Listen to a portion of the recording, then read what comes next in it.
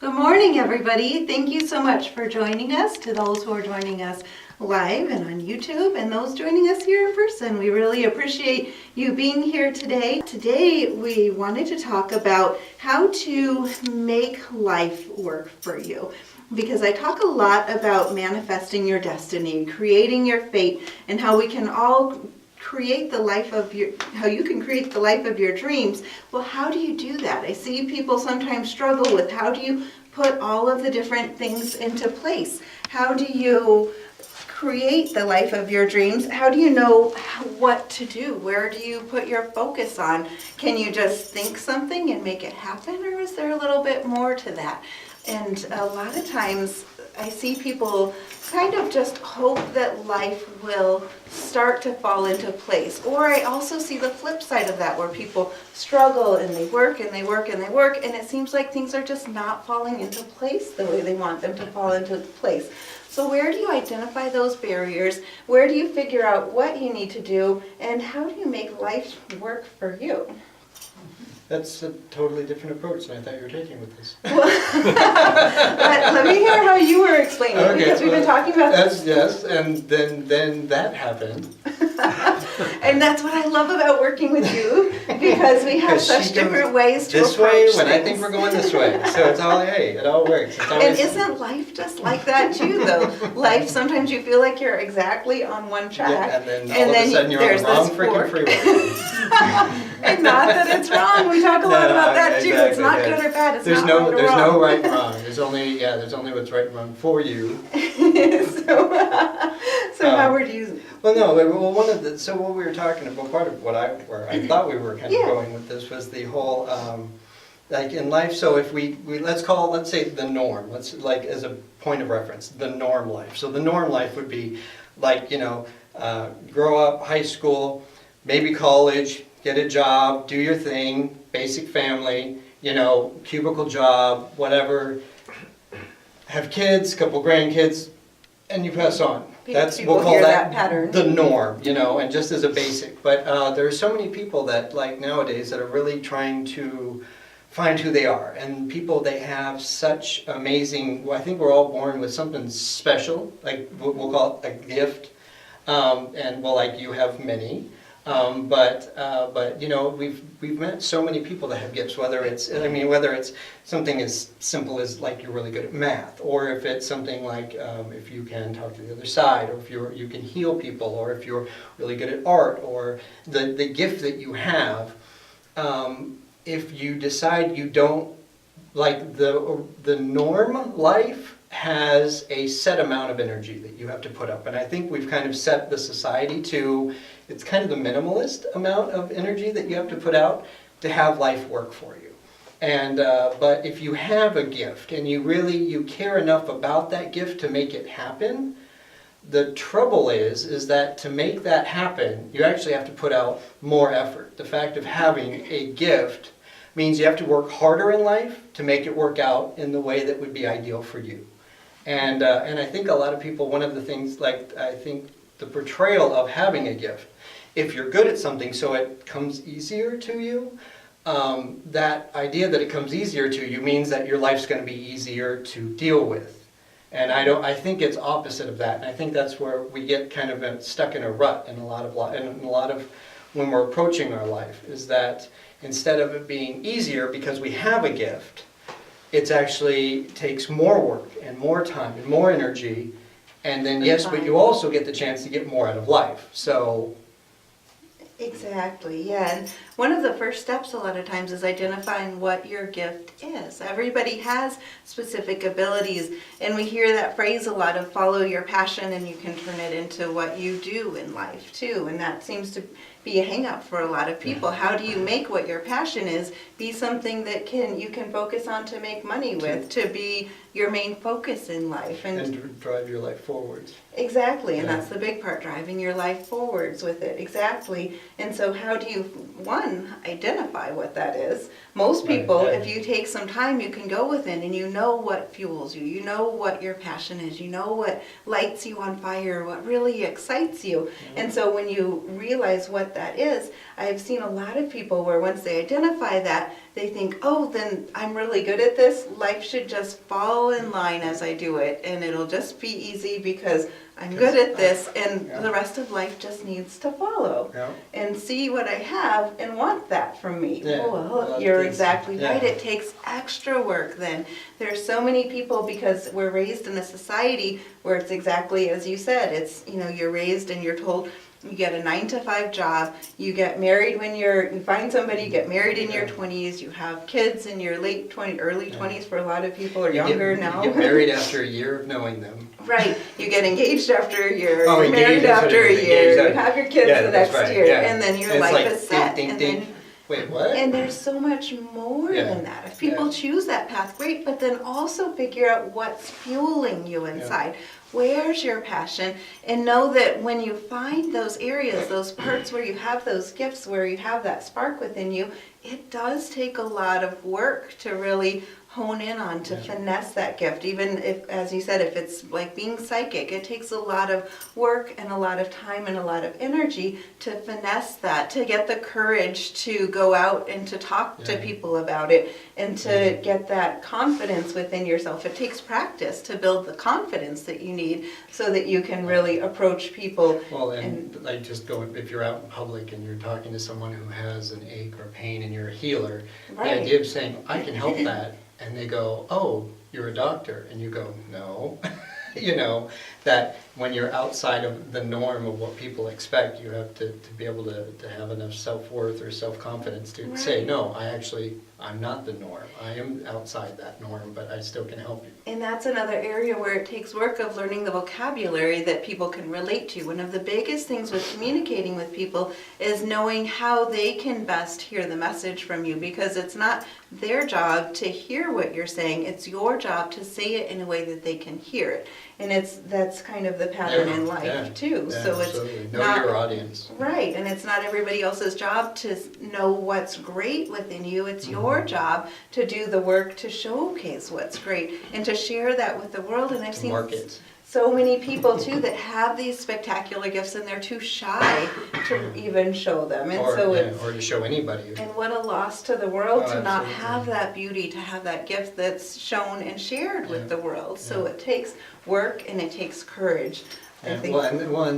For you, like we find that there are people that they find they have a gift, or the gift comes out, and then they'll come to you, and it's just like they want you to just hand them, how do I do this?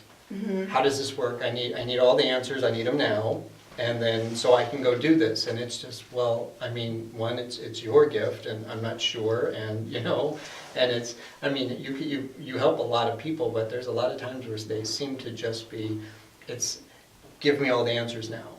Yeah, and it takes work and it's like, time that's not how it works. Nothing works like that, but because they think it's something that should come easy. Especially when things are an innate gift. It's that's when what, exactly. I think that's mainly what you're referencing is when it's an innate gift. Yes. And I know, like myself as a child, having the psychic gifts early on, because it was an innate gift, I still had to work at it. I still had to really hone in on and figure out how to utilize it and how to not let it overwhelm me too. I think that's a big part of that. Almost control. Right. Like control your mind and your thoughts. I know when I met you, I was at a point where we would walk around and I would hear everybody's thoughts. And sometimes I would go up and approach them and let them know. I'd relay messages to them, but I know sometimes things they were going through, seeing their future, seeing the problems you were going through. You saw the whole than I wanted the whole world of each person. It was amazing. And so sometimes I would go and I would share that with them, and then other times I just wanted a quiet dinner out with you, and I didn't want to hear what's going on with table number 7 each table and each person, the kids at this table, and our waiter and waitress and the bartender and the and that took work though. It took work to learn how to tamp down those filters, how to close that off, because there's also a level of privacy that's really good to have for other people as well as for myself. And so, and it does take take work, it takes time and energy, and for anybody, whether it's healing gifts, if you feel like you're really drawn to do healing, there's a lot that you have to do to work on it, educating yourself, practicing. I think with any Not just innate doing it, but gifts, doing it's it practicing. safely. Exactly. Yeah. And that's where educating yourself, learning how to ground yourself is so vital, and making sure you close the person you're working on, closing their aura when you're done. That's one of the biggest things I find I need to You tell everybody. everybody who's starting yeah. to heal. Make sure you're closing that Don't person. leave them open. Right, Yeah, right. yeah, Because so many people in our culture, we're not as grounded as we should be. And Well, we live on electronics, so no. Right, right. And electronics will impact your aura, because your aura is an electromagnetic field. It's a current just like our electronics run on. Yeah. And so when you ground yourself, just like with electricity, you hear about grounding electricity, the we third need fault. to do that with ourselves as well. And that's where you'll restore your energy. That's where you'll feel like you can sustain yourself. Yeah. You'll let go of that feeling of being overwhelmed. Stability. It gives you a sense of stability. Exactly, that's the biggest thing, the stability with Yeah. it. And I learned recently, I was talking with a friend of mine who's Muslim, and it was so interesting. He said, well, you know how we ground ourselves, right? And I was like, no, I hadn't. Oh, yeah. And so he showed me the way they pray. They do it 5 times a day, and they get down on their hands and knees, and they touch their head to the ground, And they do 4 physically sets of ground, and you go, oh, it. Yeah. wow, seems simple. Right, and he said Hadn't ever thought of he it. said that he had talked with a guy who was running a retreat. It was like thousands of dollars to go to this Oh, yeah. retreat, and one of the main things they were teaching at the retreat, one of the main purpose people were going there for, was to learn how to ground, how to find that stability, how to calm all of the stuff that goes on in our heads all the time. And he was taking them outside and getting them to get down close to the ground, getting them on all fours, getting their head to touch the ground.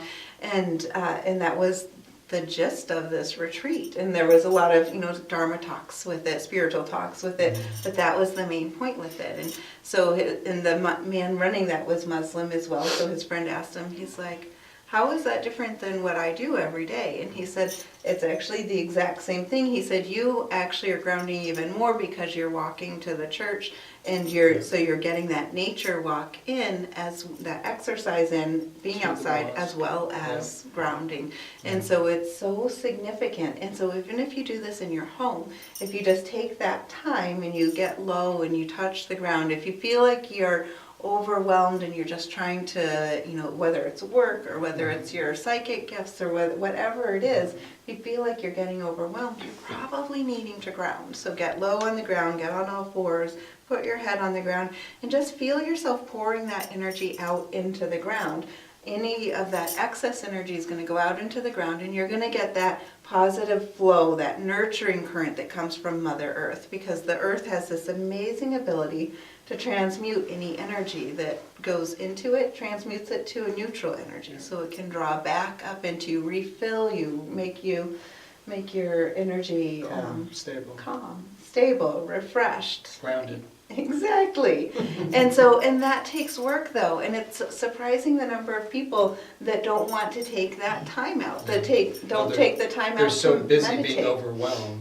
Right. They feel like they don't have time to refresh themselves, to do the things it takes. Some of those things are so easy, taking, a few minutes a day to meditate. And often it's really hard at first, too, to meditate, to find that focus, to not have the thoughts come in. One of the things I talk about a lot with meditation is that you need to, if thoughts come in, don't fight against it. Acknowledge the thought and let it flow back out. Don't judge yourself. Don't be critical. Just acknowledge that it comes in and let it flow out. Return to that quiet space. Sometimes guided meditation helps to kind of get you in that mode of being able to meditate, Absolutely. to build the practice so that you can get to the point of having silent. It's funny, because I've been meditating now for a little while, but I tried that Headspace Yes. app, and I got through 2 days. Mm-hmm. I was going for the 7 to see how it progresses. It starts out real basic, just chill, just sit there for a minute, basically, is how it starts out. And so as you set time aside each day, and it tries to help you do that. So, as far as if you're willing and you want to do it, if you want to help with guided, that app Headspace, is a pretty decent one Yeah. from what I saw. The guy's voice is very nice too. It has a very, had an accent. I don't remember the accent now that I tell you. I should remember. Anyway, had a nice accent, kind of just a light one, but it was so just a thought. Yeah, and I put too much on my plate, and I think that's another thing in our culture as well, is so Too much. often we put too much on our plate. And it's important to, as much as it's important to practice what your gifts are and to do the work, it's also important to take time for yourself Yeah. and to really give back to yourself. Yeah. What are other ways that you think people should focus in on For life to work for you? Well, one that I putting the work in? that's part of. There's a double from what my experience is. It's kind of a double-edged sword in the sense that I think a lot of people really, the gifts they need to work more on, and I think they expect it to be easier. But on the other end of the spectrum, there are sometimes if you keep pushing and you think if you push long enough, you do enough things, eventually all the stuff will fall into place.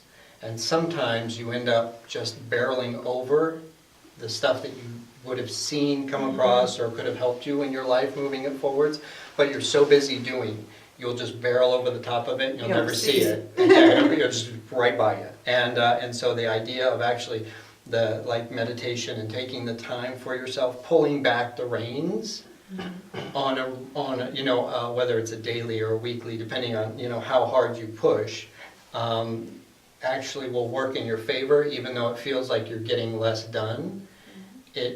That's the pattern of life, is that they expect a certain amount, but you can overdo, and if you overdo, it actually works as bad against you as if you did nothing. That's a very good point. And so the pulling back the work sometimes is one of the, but that's the hardest thing to find, Should I do more? Should I do less? I don't know. It's that balance. And then opening your eyes to see when things come to you. I actually learned that from one of the people that comes here often, as he's mentioned several times, that when you ask for opportunities and you're doing the work, you're looking for something, make sure you keep your eyes open so you see when those things happen. You see when those blessings come to you. Because if you're only looking in the same places you've always been looking, you absolutely won't see it. It will usually come out of somewhere that you never saw it before, so you really have to keep your eyes open. Right, and then adding in with your affirmations, if you're saying affirmations and you're asking for something to manifest, add into that affirmation that you also ask that you see the opportunity when it comes your way. That's so important, to not be so busy that you miss seeing that opportunity. So ask to see the opportunity when it comes your way. Well, that's the whole point and of then life. seize it. Yeah. And don't be afraid when it comes. I see so much fear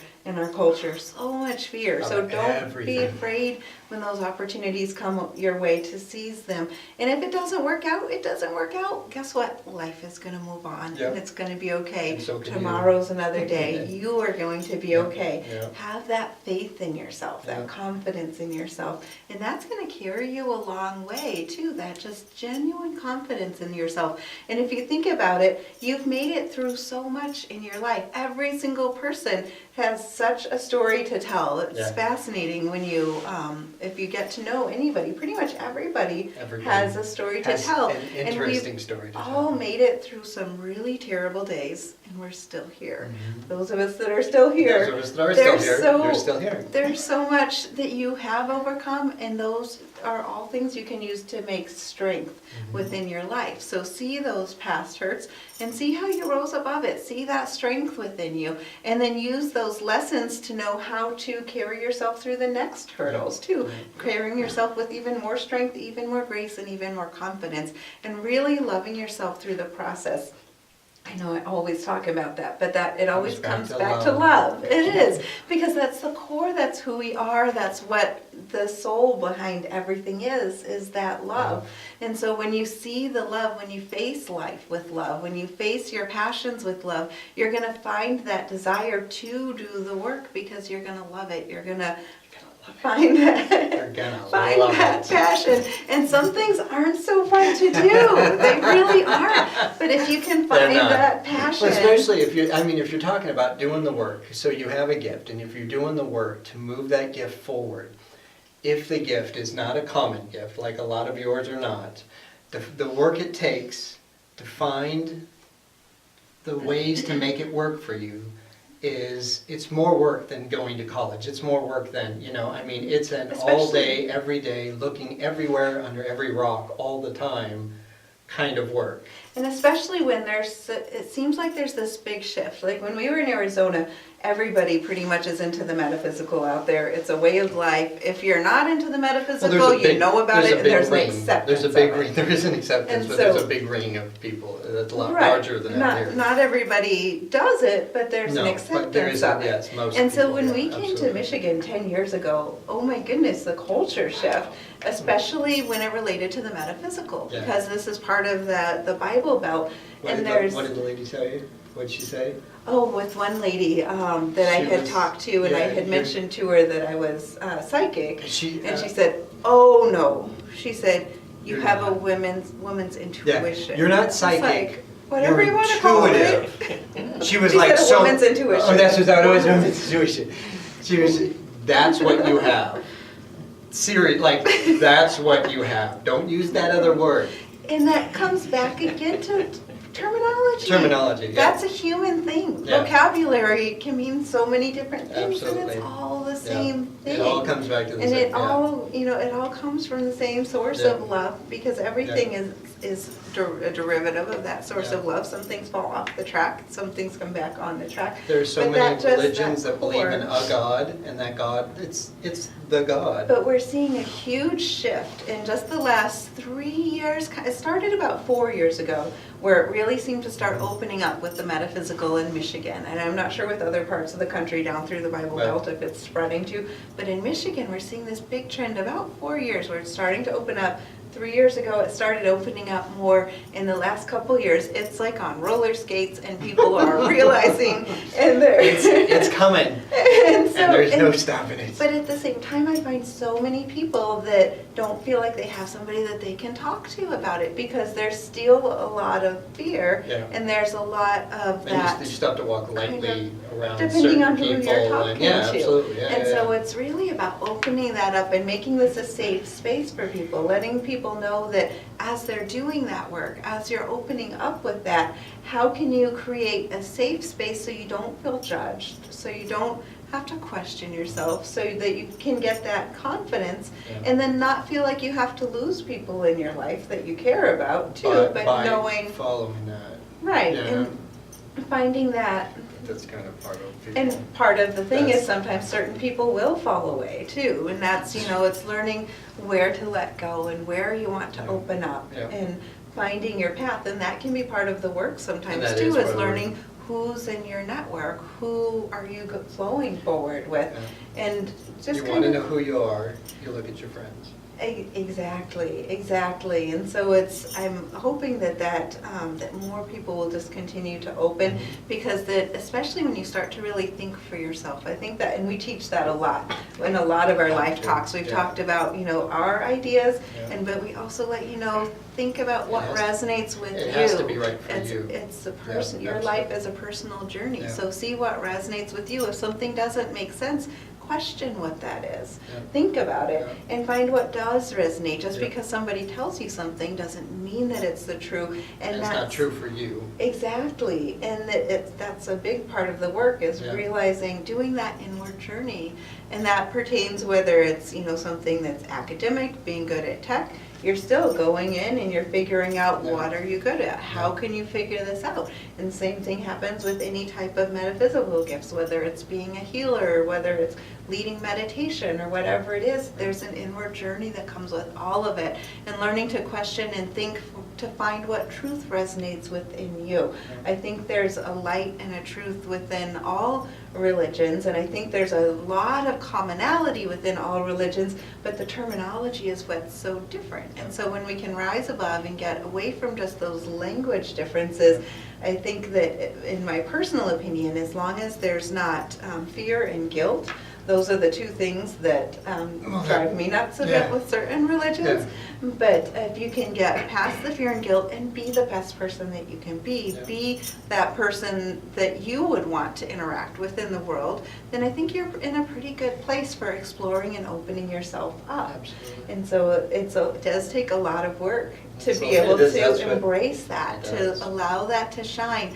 And then that also comes back to the terminology and knowing who your audience is, knowing who you're talking to and how to phrase things in a way so that it's not scary to them. Yeah. Because you don't want to scare people. You don't want to create that, well. Most people don't. I'm different. But you also want to be true to yourself, and it's so important to have, to feel that integrity, that authenticity with yourself, so that you know that you can be who you are, and you don't have to hide who you are, and you feel that you can let your light shine. Exactly. Don't ever feel like you have to dampen down your light to be around certain people. Really allow that. It sucks sometimes, doesn't it? I've been through that. I know, It's one of that's those what I'm things. saying. You've been through that journey with me. I've watched you do it. Yeah. I would never even consider it. You but wouldn't. She's like, they don't seem to like that I really, who she is. So she's like, I will tune it down. And I just went, you're going to do what? What? And What? I've learned you have to be who you are. And then when it was all said and done, she went, yeah, I'm never going to do that that again. didn't work out well, did it?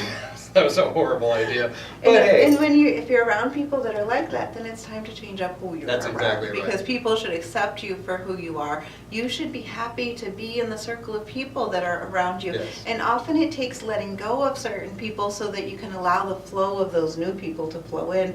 And I think that's one of those big lessons in life sometimes, is life pushes us in a way so that we do have to let go of certain things so we can create space to allow the blessings to flow in. And that's, again, part of that work. Well, and knowing, what makes you happy, and especially in like groups and friends and coworkers and stuff.